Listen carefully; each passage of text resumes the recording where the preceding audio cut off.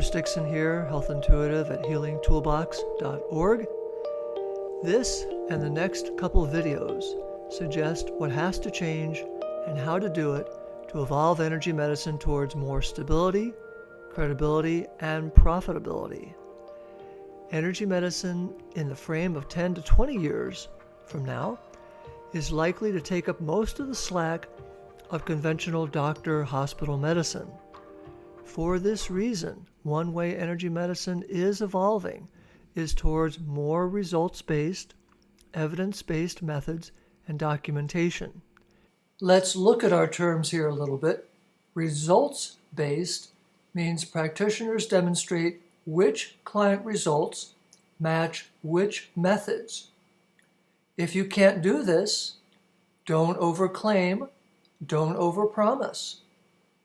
Some of you will know evidence-based can be used as a weapon to restrict what healthcare workers can do to only methods with already published peer review papers. That would be pretty silly in energy medicine. Half or more of practitioners come at healing as an art. You wouldn't tell an artist she can only paint what has already been painted before, would you? So the emphasis going forward will be on results, not promises.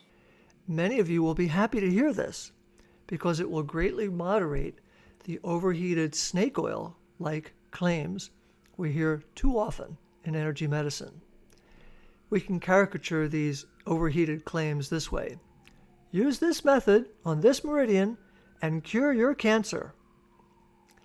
Once we have a working theory of what is happening in energy medicine, bigger than the theory available from humanistic psychology 1.0, and we have a workable experimental method compatible with the holistic paradigm, these inflated claims will be perceived as not helpful to the field.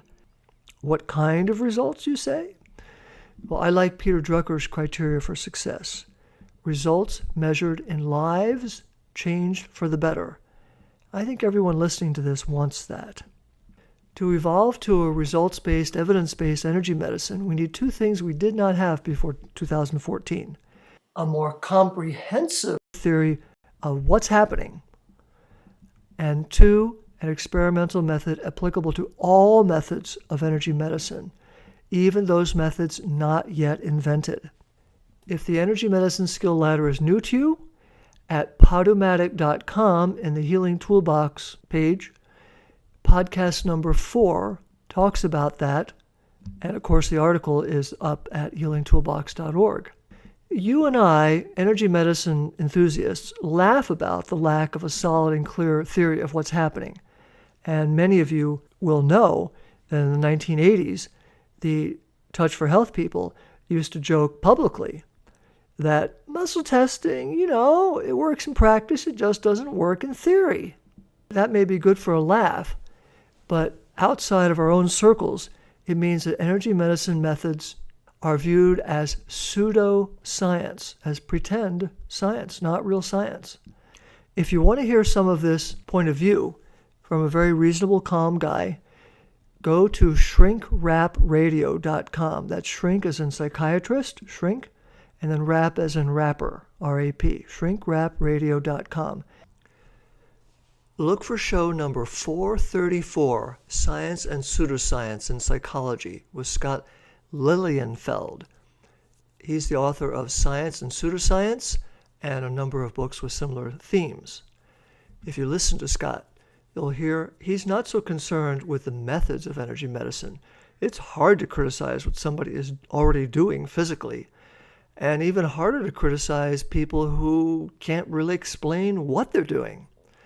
What bothers Scott is the exaggerated claims about the effectiveness of energy medicine procedures, the ongoing cascade of snake oil-like claims about the effectiveness of energy medicines is corrosive to its credibility outside of our friends and well-wishers.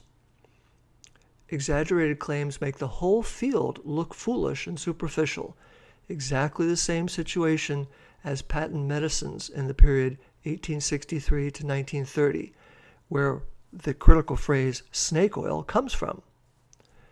What we know from science and psychology developments in the 1900s is that exaggerated claims of effectiveness for method X, Y, or Z come into line with results and evidence after methods are aligned with theory and theory aligns with practice.